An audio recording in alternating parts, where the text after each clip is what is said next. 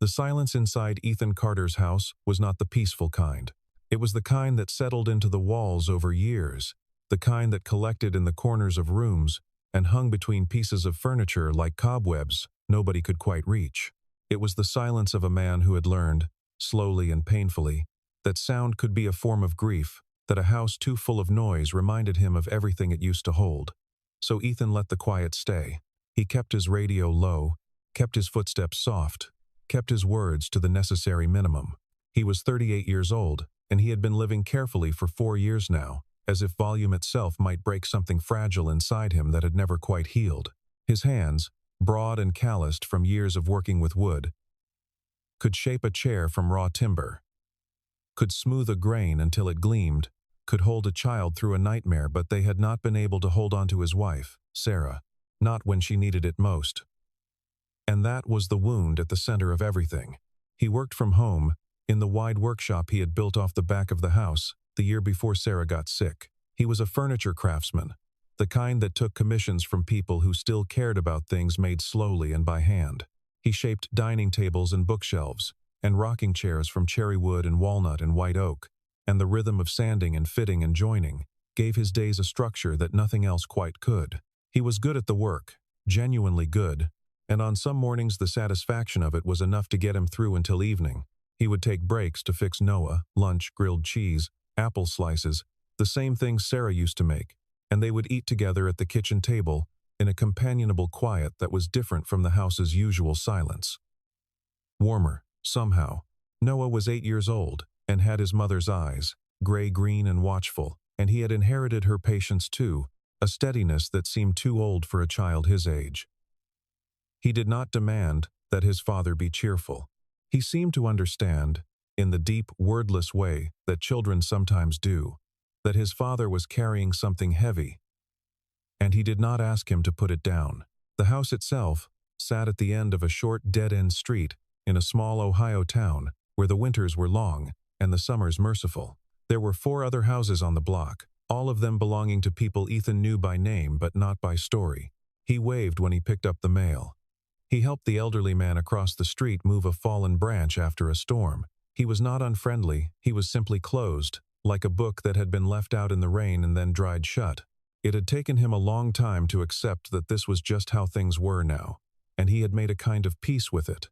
And then, on a Wednesday in early October, a moving truck had pulled up to the house next door, the little beige one with the peeling shutters that had sat empty all summer.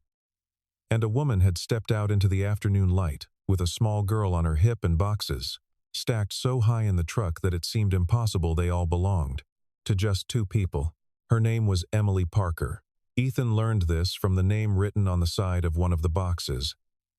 Not from any introduction, because he was watching from his workshop window and told himself he was simply noting a new neighbor, not studying one.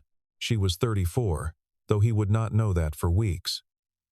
She had dark hair pulled back in a knot that had mostly given up trying to hold itself together, and she moved through the work of unloading with a focused efficiency that told him she was accustomed to doing things alone.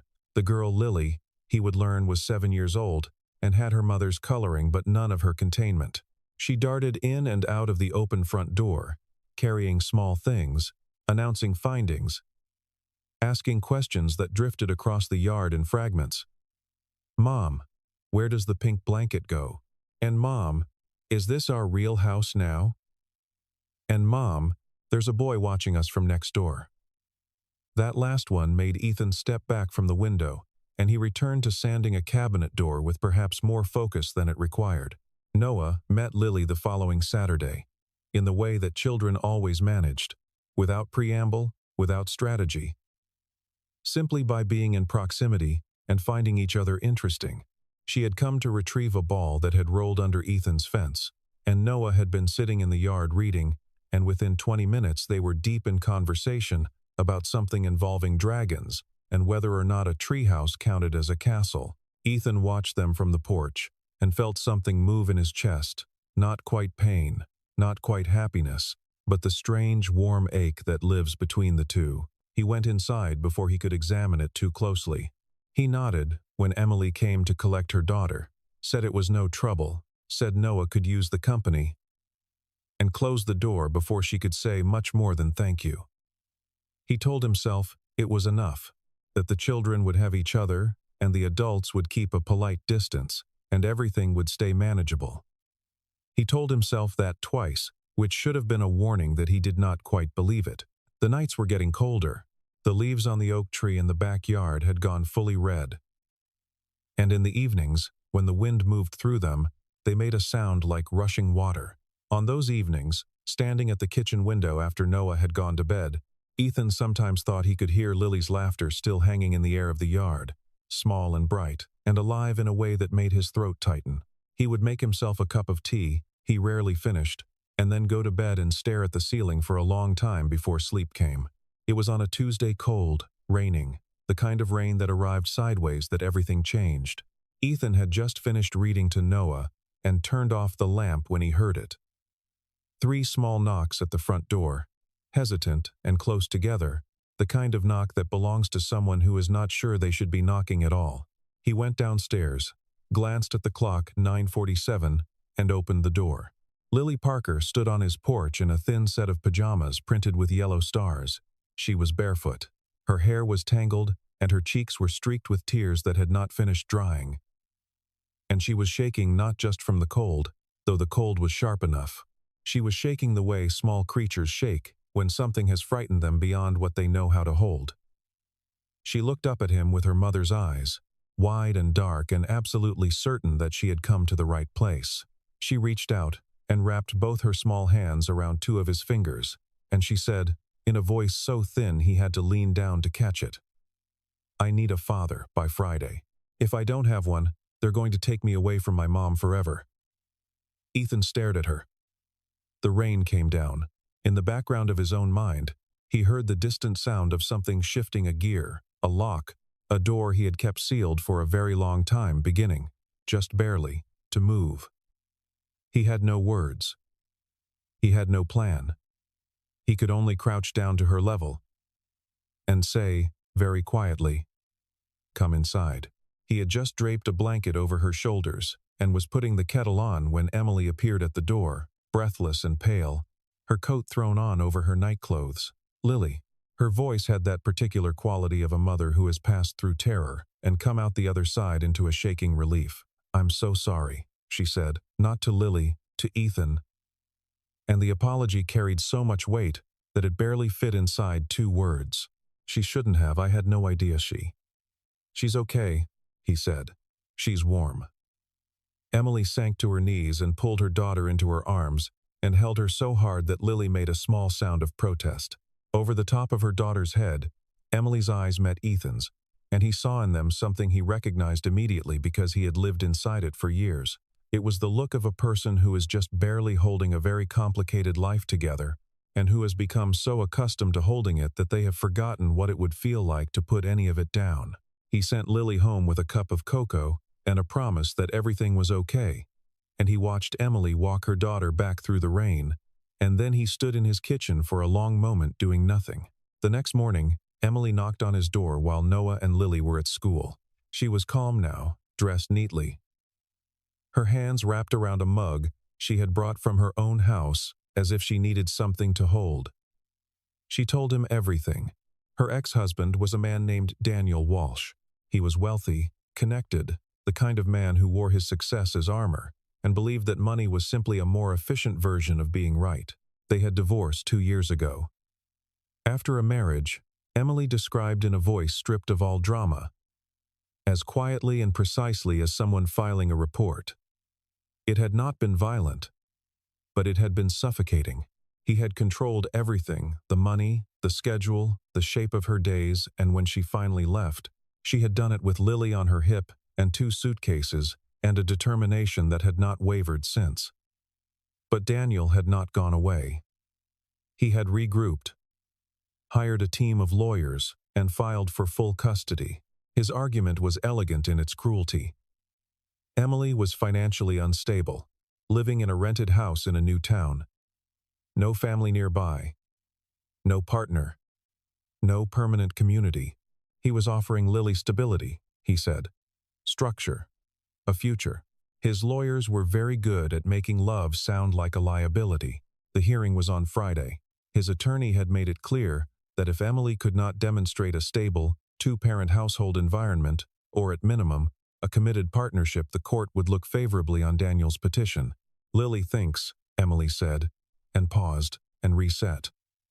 Lily decided, on her own, that if she could convince someone to play the role of she didn't know how to explain it, she just knew she needed a father. She's 7.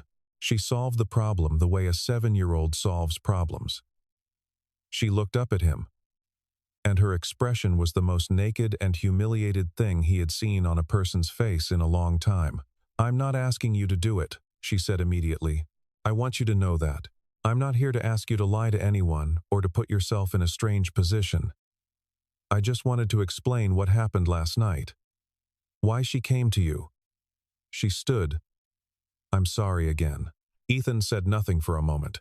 He looked at his hands, at the grain of the kitchen table, at the window where the oak tree stood bare now in the morning light.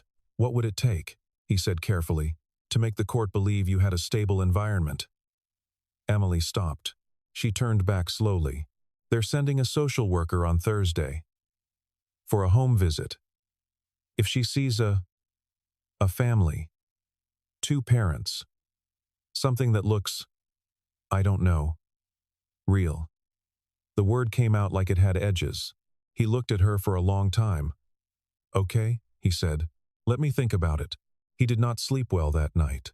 He lay in the dark and thought about Lily's small hands around his fingers and the expression on Emily's face when she had said the word real, and he thought about Daniel Walsh and his lawyers and the particular ugliness of using a child as a chess piece in a game about power and image. He also thought about Sarah, about the night she died, which he still could not replay in full without the floor seeming to tilt under him, how he had been in the waiting room when he should have been at her bedside, how the nurse had come out and the whole world had simply ceased to arrange itself in any order that made sense. He thought about how useless his hands had felt, how all his skill with wood and joints and structure had amounted to absolutely nothing when the thing that needed holding together was a person he loved. Noah found him the next morning sitting at the kitchen table with his coffee untouched. The boy looked at him for a moment with those old young eyes of his. "You're thinking about Mrs. Parker," he said. It was not a question. "I'm thinking about a lot of things," Ethan said. "She needs help," Noah said. He sat down across from his father with the seriousness of someone twice his age. "I know Mom isn't here, but I think if she was, she'd want us to help. She always said helping was the only thing that was never complicated." Ethan looked at his son for a long time. Something in his chest, something that had been sealed and compressed and packed away with great care, shifted. "Yeah," he said finally. "She did say that." He called Emily that afternoon. "I'll do it," he said. 1 week. Just to get through Friday. But we have to be clear with each other and with the kids about what this is and what it isn't. Nobody gets to hope for something that isn't real." There was a silence on the line, and then Emily said, "Thank you, Ethan." Her voice was very quiet and did not say anything more than those 2 words, but what was inside them was enough. They set the terms between them the following evening, standing in Emily's kitchen while the children did homework at the dining room table. Ethan would come over for dinners. He would be present for the social worker's visit on Thursday. He would answer questions honestly about their relationship while keeping the details vague, not lying. He was insistent about that, but also not volunteering the complexity of the situation. Emily agreed. She made spaghetti. The 4 of them ate together at a table that was a little too small and a little too crowded and absolutely full of sound. Lily describing in exhaustive detail a project she was doing at school about monarch butterflies, Noah asking questions that revealed he had actually been listening, silverware scraping plates, someone reaching across someone else for the bread.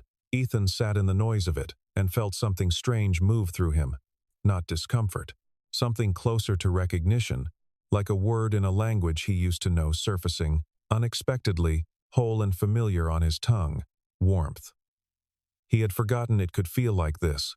After dinner, he fixed the kitchen faucet that had been dripping, because Emily mentioned it, and because his hands needed something to do.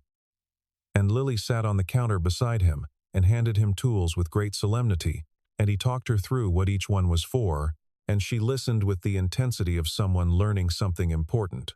When he left that evening, walking back across the dark yard between their houses, he paused for a moment in the cold air and let himself feel the full weight of what was happening.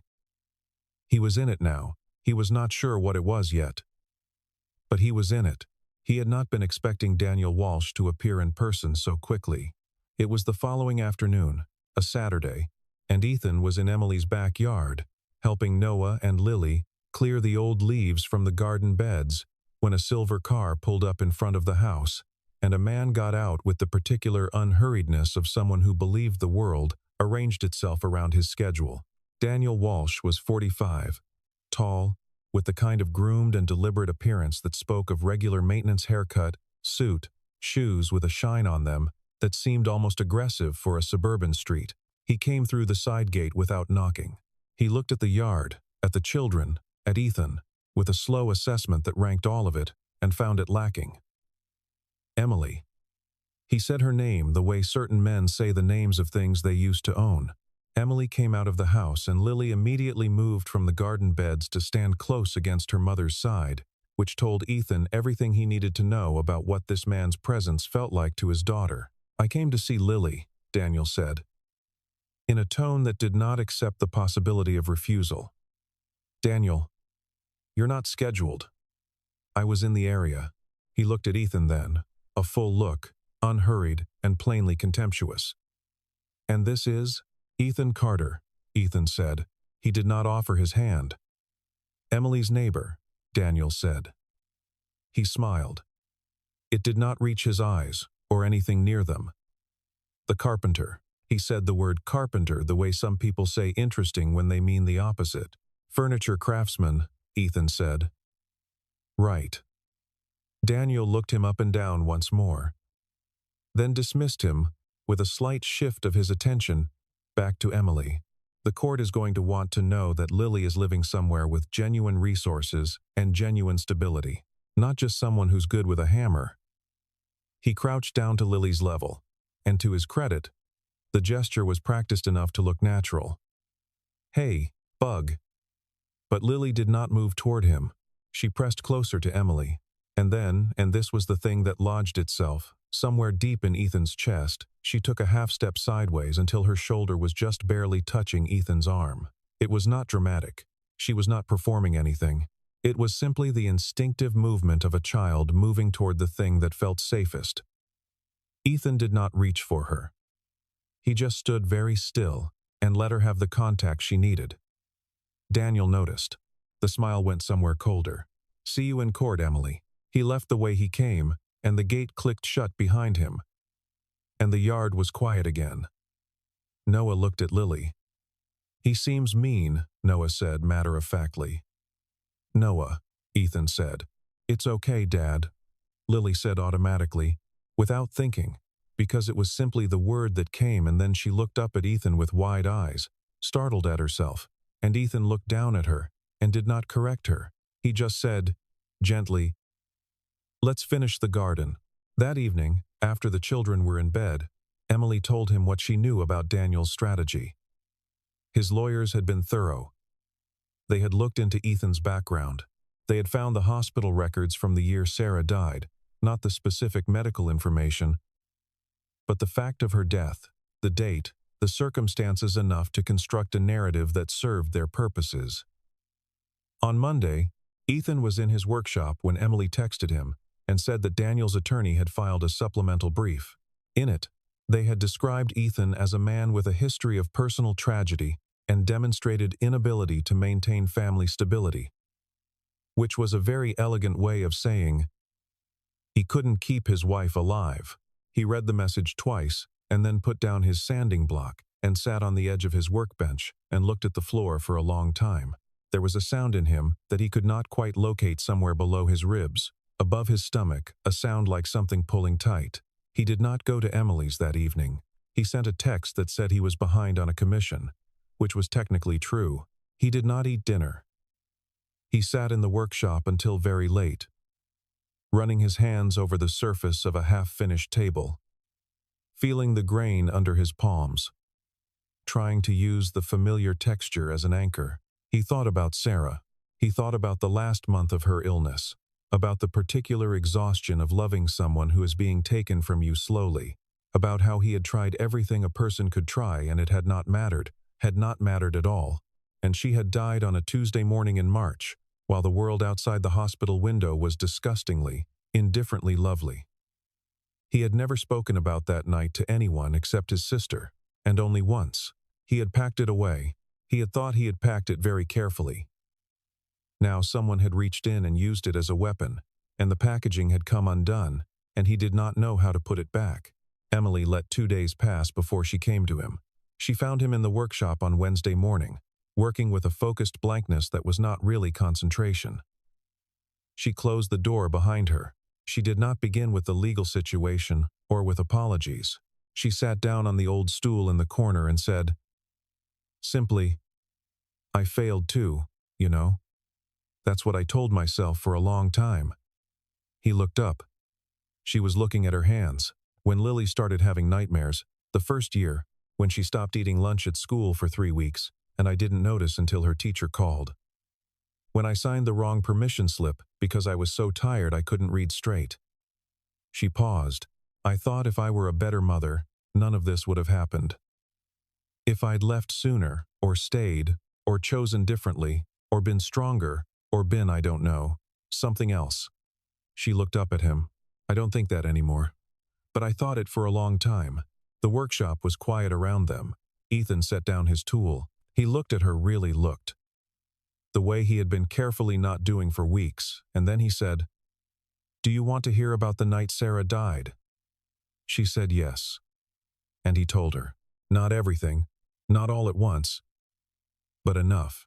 He told her about the waiting room and the particular quality of fluorescent light at 2 in the morning, and how a nurse's expression had told him the news before any words did. He told her about driving home alone and sitting in the car in the driveway for 40 minutes because he did not know how to go inside the house without her in it. He told her about Noah, who had been asleep, who had not known yet, and about those last hours of his son's life as a child with 2 parents, and how Ethan had sat on the edge of Noah's bed in the dark and listened to him breathe. He did not cry while he told it. He had not cried in a long time. It was as though that particular mechanism had simply stopped, but his voice went rough in places. And Emily, sitting across from him, did not look away and did not offer platitudes and did not try to fix any of it. She simply listened, and when he finished, she crossed the small space between them and took his hand in both of hers, and they sat like that in the workshop among the sawdust and the smell of wood and the cold October light through the window, and neither of them said anything for a while, and it was enough. It was more than enough. It was, in its quiet way, the most understood Ethan Carter had felt in 4 years. He was almost out of the workshop when they heard it, a small sound from the hallway outside. The particular held breath quality of a child who has been listening longer than they should have. He looked at Emily. She looked at the door. They both waited. And then, very small, very certain, from the other side of the door, "Good night, Dad." He did not sleep that night either. But it was a different kind of wakefulness, not the flat, gray insomnia of grief, but something more alive than that, something with edges and warmth. He lay in the dark and thought about Lily's voice through the door, and about Emily's hands around his, and about Noah's easy solemnity at the breakfast table, and he thought about the social worker's visit the next morning, and the hearing on Friday, and all the things still to come. He also thought about what it would feel like to let something matter again, to let someone in past the careful walls he had built. He was frightened by it, in the way that a person standing at the edge of something wide and open is frightened not because they think they will fall, but because they are beginning to suspect they might be about to choose to jump. The social worker's name was Margaret Brennan, and she arrived Thursday morning with a clipboard and the particular alert kindness of someone who had seen too many difficult situations to be shocked by any of them, and too many good ones to have stopped hoping. She drank coffee at the kitchen table and talked to both children separately, and together, she walked through the house. She noted the way Lily leaned against Ethan's shoulder when he sat beside her to look at her butterfly project. She noted the way Noah helped Lily spell a word without being asked. She noted the breakfast dishes drying in the rack, and the calendar on the refrigerator, and the homework taped to the wall. She stayed 2 hours. She was pleasant and professional and gave nothing away. When she left, Lily watched out the window until the car disappeared, and then turned to Ethan and said, "Did we do good?" And he said, "You were perfect." And she nodded with great seriousness and went back to her butterflies. Emily walked him to the door when he was leaving that evening. She did not say thank you. They had moved past the point where thank you fit. She just looked at him for a moment. And then she said, very quietly, "Whatever happens tomorrow, whatever the court decides, I need you to know that you changed something. For both of us. Just by being here." He nodded. He could not find the right words, so he did not try. He went home and made Noah dinner and helped him with math homework and read to him for a long time after lights out, longer than usual, holding on to the particular softness of the moment. Then he sat in the workshop in the dark for a while, just being in it, before going to bed. The courtroom was smaller than Ethan had expected, and cleaner, and the light inside it was very even and institutional, without shadows. Emily's attorney was a composed woman named Rachel Lee, who had clearly done this many times. Daniel's lawyers were 2 men in good suits who arranged their materials on the table, with the efficiency of people who billed by the hour. Ethan sat in the row behind Emily, and the children were not present. They were with a neighbor, and he watched Emily's shoulders and the way she held herself with a stillness that cost her something. Daniel Walsh sat across the room looking like a man who had already won, which was its own kind of strategy. The proceedings began with the financial argument, which Daniel's team presented thoroughly and well. His income, his properties, the private school he could provide, the stability of his address and professional standing. Then came the questions about Emily's circumstances, her income, the rented house, the move, the newness of her job, the absence of extended family nearby. Daniel's attorney spoke about the importance of children having resources and roots and multiple caregiving figures in a stable household. She said all of it pleasantly, which was somehow more cutting than if she had been harsh. Emily's attorney responded with school records, showing Lily's improving grades, a letter from her teacher about her emotional growth, a statement from the social worker that was favorable but carefully measured. It was balanced on a knife's edge. And then it happened. It happened because Lily was not in the room, and yet she was the whole room. Daniel's attorney had just finished a summary of everything Emily lacked when the judge asked Emily directly if there was anything she wanted to add. Emily opened her mouth, and then she closed it, and the silence stretched. And in that silence, something in Ethan became very still and very clear. He stood up. Rachel shot him a look. Emily turned. He said, "Your Honor, if I may." The judge looked at him over the top of her reading glasses. "And you are?" "Ethan Carter. I'm part of Lily's life. I've been part of it." He paused. He was not a man who gave speeches. He was a man who worked with his hands and said what he meant in as few words as possible, and he brought both of those things to what he said next. "I know this situation looks unusual from the outside. I know it started in an unusual way. But I can tell you that I have had dinner with that little girl enough times to know how she takes her cocoa extra marshmallows, none of them pink, and I know that she cries at nature documentaries when animals lose their mothers, and I know she tells knock-knock jokes to herself when she thinks no one is listening because they make her feel better. I know that she calls me." His voice went rough. He stopped. He reset. "I know that she called me something the other night that I don't have the right to claim officially. But I know how it felt. And I know what I'd do to keep her feeling that safe." The room was quiet, completely quiet. Daniel Walsh was looking at the table. Emily had turned fully in her chair and was looking at Ethan with an expression he would think about for years. He sat back down. His heart was very loud inside him. The judge did not issue a ruling that day. She said she needed until Friday morning to review everything. It was the cliffhanger no one had wanted, and everyone had somehow expected. Ethan drove Emily and himself home in a silence that was not uncomfortable, just full. Full of the weight of everything, said and unsaid. Everything resolved and unresolved. They sat in the car in front of her house for a while without getting out. "You didn't have to do that," she said. "I know," he said.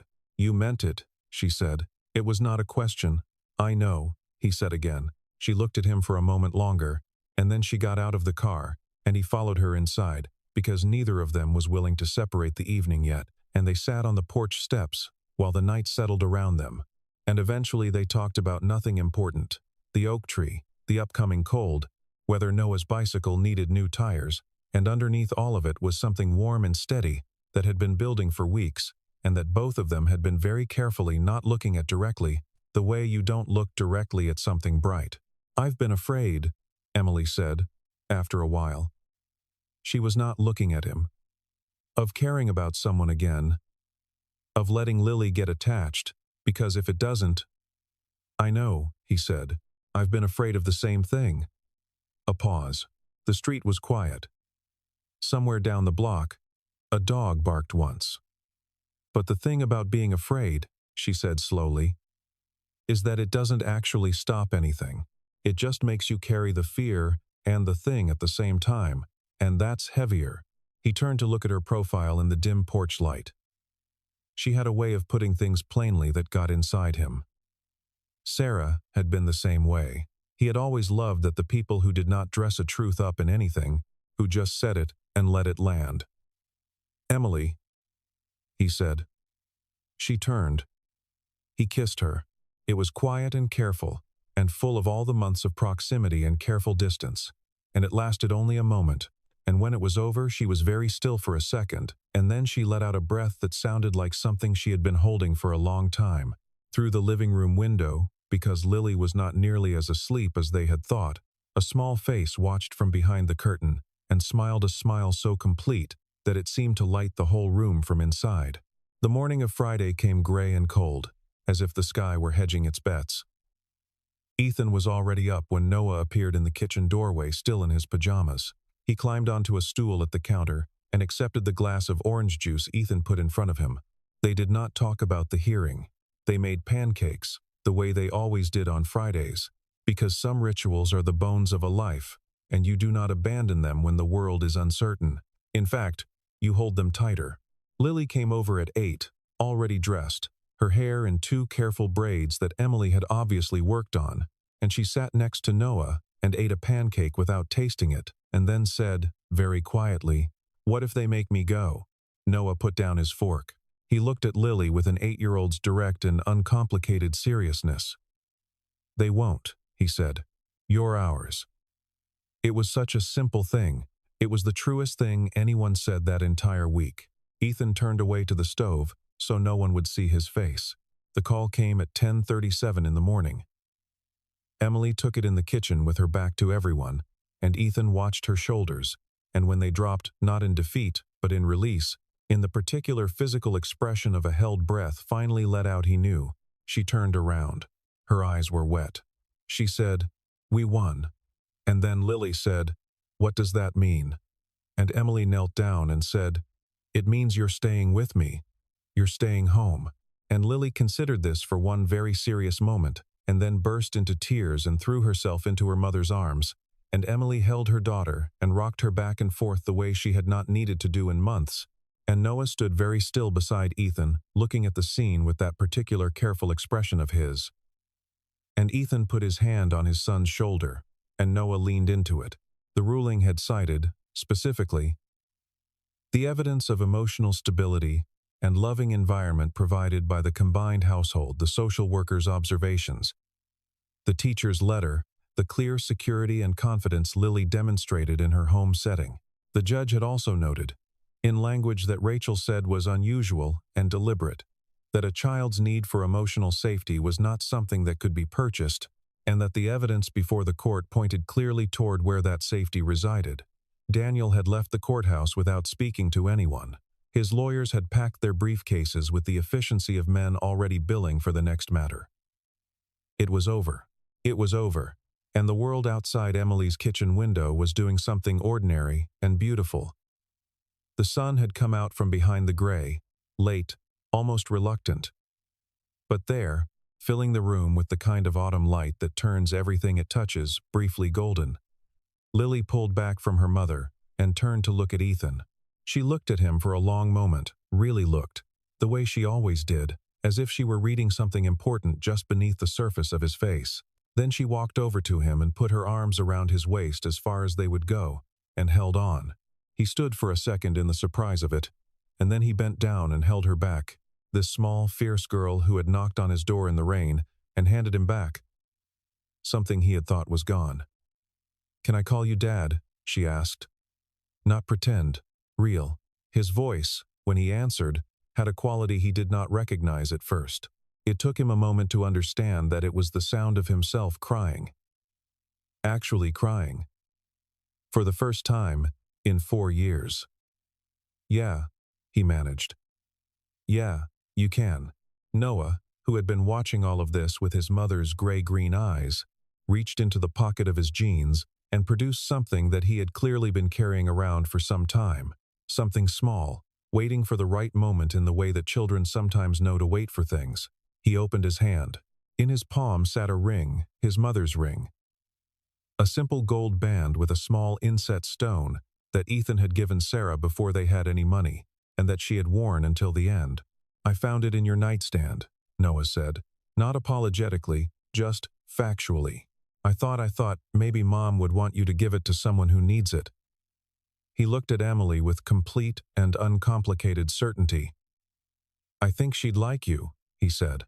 Ethan stared at the ring in his son's palm. The world had gone very still around him. He looked up at Emily, who was watching him with an expression so open it was almost impossible to hold. She nodded, very slightly. He picked up the ring. He held it for a moment, feeling its familiar weight, feeling everything it carried, and everything it was ready to carry next. Then he went down on one knee, right there in the kitchen, in the autumn light, with the pancake plates still on the counter, and Lily's braids slightly coming undone, and Noah standing very straight beside him as if at attention. "Emily Parker," he said. His voice was rough and certain, and completely his own. "I know this is not the most organized way this could have happened. But I'm asking you to let this be real. All of it. For as long as it goes." Emily pressed both hands to her mouth. Her eyes were so bright they seemed to collect all the light in the room. She nodded before she could speak, and then she said, "Yes, Ethan, yes." And Lily made a sound that could only be described as pure joy, high and immediate and real. And Noah said yes, with a fist pump that was entirely 8 years old and entirely himself, and the kitchen was full of the beautiful chaos of 4 people becoming something they had each, in their separate loneliness, stopped believing was still possible for them. The year that followed was the loudest year of Ethan Carter's life. And it was the best year of his life. And those 2 things were not a coincidence. They married in the spring, in a small ceremony in the backyard, under the oak tree that had put out its new leaves, and was so green it almost hurt to look at. Emily wore a simple ivory dress, and Lily wore a pink one she had chosen herself with great authority, and Noah served as both ring-bearer and best man, which he took extremely seriously. The neighbors came, all of them, the whole short street, the elderly man from across the way who cried almost immediately and was not embarrassed about it. Ethan's sister came from Cleveland, and was so happy she kept laughing at the wrong moments, which made everyone else laugh too. It was not a formal event. It was exactly what it looked like. A family deciding to be official about something that had already been true for months. The 2 houses became one life. They eventually consolidated into Emily's house, which was slightly larger, and Ethan expanded the workshop in the backyard so it abutted the fence, and he put a small window in the side of it that looked into the garden where, on good weather afternoons, Noah and Lily could often be found in various states of project building things, digging things up, conducting experiments that Lily narrated aloud and Noah documented in a notebook. There were mornings that were genuinely, magnificently chaotic. 2 children with conflicting schedules and passionately incompatible opinions about breakfast, a dog they acquired in November who had exceptionally strong views about everyone's shoes, and at least one loud grievance per morning about the placement of Ethan's work boots and evenings that were loud in the way that a house full of people who genuinely like each other is loud, which is a very particular and very good kind of noise, the kind that is actually the sound of safety vibrating at an audible frequency. Ethan finished the swing set he had started repairing months before, and he hung it from the oak tree, and on Saturday mornings, sometimes all four of them were out there in various arrangements. Lily on the swing, Noah reading on the grass, Emily, with her coffee on the back steps, Ethan fixing or building something nearby, and it looked so ordinary, so simply and completely ordinary, that it almost did not seem possible it had arrived from such an unusual direction. He made a sign for the front of the house. He had been working on it for weeks in the workshop, the longest he had spent on any single piece in years. And not because it was technically demanding, but because he kept stopping to look at it. A piece of white oak he had selected for its grain, straight and pale and honest, seasoned through the summer and into the fall. He shaped it by hand, lettered it by hand, ran the chisel along each stroke with the particular care he reserved for things meant to outlast the person who made them. It took 3 different starts before he was satisfied with the depth of the letters, the spacing between them. Emily came to the workshop doorway one evening and asked him what he was making, and he turned it face down and said a project, and she laughed and said okay, and brought him coffee, and went away, and he turned it back over and kept working. It read, in clean carved letters, "The Carters." And then, below that, smaller, in a different and slightly looser script, "Est, this year." He hung it on a Saturday morning in late autumn, the first anniversary of the Tuesday night a small girl had knocked on his door in the rain. The children stood in the yard and examined it with the seriousness of a public art installation. "It's very good," Lily announced. "It should have a sun," Noah said. "It doesn't need a sun," Lily said. "It has a sun built in, you just can't see it." This distinction was argued for quite some time. Ethan and Emily stood side by side watching them, and did not contribute to the debate. The afternoon light was slanted and golden, the way it gets in that particular season in Ohio, and it lay across the yard in long warm bars, crossing the grass and the children, and the old oak tree, and the new sign, and the two of them standing close together with their arms just touching. Ethan looked at it all, at the chaotic, beautiful, specific reality of his life, and he felt something complete. Not the absence of loss. Sarah was still gone, and he still missed her in the particular way that love that has been lived inside you does not leave, even when it changes. But he understood now that there was room for both things, that grief and gratitude were not opposites, that a person could carry what was gone and still hold what was here, and that the holding was not a betrayal. It was, if anything, exactly what the lost would have wanted. He had known that intellectually for years.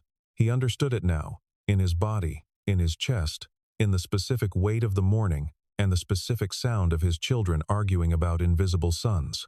It was Lily who settled it, eventually, in the way that Lily settled most things definitively and without apparent self-doubt.